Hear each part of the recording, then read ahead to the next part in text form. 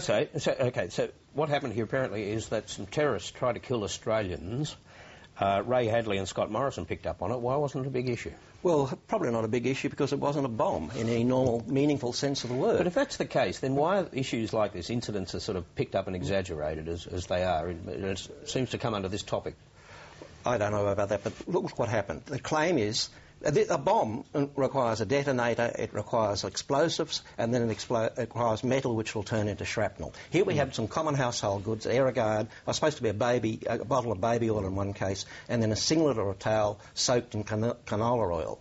And there was, one of the papers quoted an official at Villawood as saying that fortunately the door and the window on this room was shut, so there wasn't enough oxygen to set it off. Are they seriously and really expecting us to believe that if you put some common household goods, leave them on the table there, and leave the door open, it will self-detonate? What nutty bloody rubbish. It was an accelerant, though. I'm not suggesting it's not a serious matter, because it was an accelerant it may have been supposed to encourage they do fire. Didn't catch fire. Aerosol cans do explode, and especially if you attach accelerant to them. It was designed to kill people. Yeah.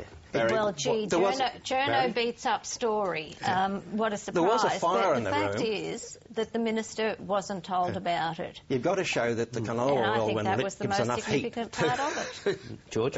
Barry, why don't the facts matter in this debate? Partly because this government has been bullied in this debate by its own conscience and by media and by opposition. It doesn't know what it stands for. And you look at Ray Hadley can say whatever he wants. Chris Bowen sits there and goes, what was that? And Ray thinks he's a genius. He doesn't do a bad job, but in this instance he hasn't got his facts right. But the government's not in control of the situation. Well, I agree. There are riots on Christmas Island, there are riots in Villawood.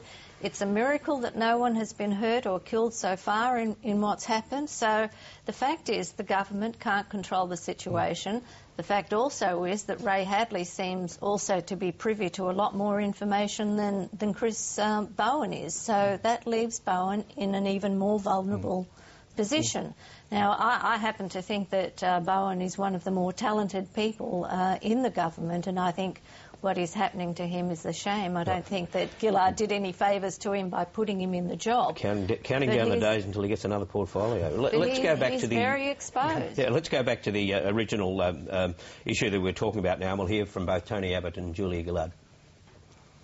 This announcement of what is in effect a people go-round might be a good deal for Malaysia, but it's a lousy deal for Australia. This idea that they will take one and we will take five just risks Malaysia becoming the open back door to Australia. Well, do you think you would? Do you think you would? Sitting in Indonesia, you've only got one shot, you've only got so much money, you've only got one shot, so much money, you've only got one life to lose, and you do all your money, your one shot, do all your money, your one shot, potentially you lose your life and go to the back of the queue in Malaysia. I'll allow you to calculate those odds and see what the rational human conclusion is.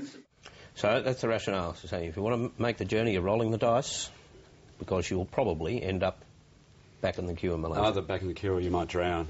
It's pretty harsh stuff, but the point I made earlier is a lot of these ports are letting people make the trip in the first place. There isn't a vested interest at the moment in the region to stop those boats from coming here. This may be the first, crack of light in this debate where the government may actually have worked out a way to negotiate with adult nations in the region to help us stop the flow in exchange for us bringing people who have already been found to be genuine refugees. Now, what the government, I suspect, would be hoping for is a bit of criticism from the left. That might help. Bob Brown has already contributed to that. He says that this, looking at Manus Island now as the alternative to East Timor, which is clearly dead as an idea, Bob Brown called it a return to the Pacific solution. Here he is. It is part of the Labor Party drifting across to the Tony Abbott or John Howard solution. Already, the Abbott opposition's been claiming this is their idea, effectively being taken up again by the Gillard government. But if Manus Island went ahead, why would that be any more a return to the Pacific solution than, say, East Timor would have been, had that come off? And that was never described in those terms? Well, because the coalition used Manus Island for one boatload of Iraqis that allegedly threw their kids in the water but didn't, and ended up having the highest success rate for refugee claims of any of the boats during the Pacific Solution. It's just that Manus Island, even though it's a signatory, was in the original Pacific Solution, that Labor didn't want to look at it in the first place.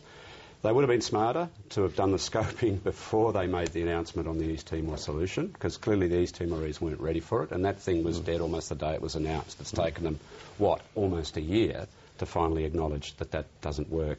Manus Island was sitting there, could have easily been reactivated, and then it would have just been an argument between Gillard and Abbott at the last election about UN signatories, not is Nauru a better staging post than Manus? I don't think that Nauru is a better staging post than Manus. I don't think Manus is necessarily a good staging post either. But is that a legitimate point, that at the Manus Island, at least the PNG is signatory to the UN Convention and Nauru is not?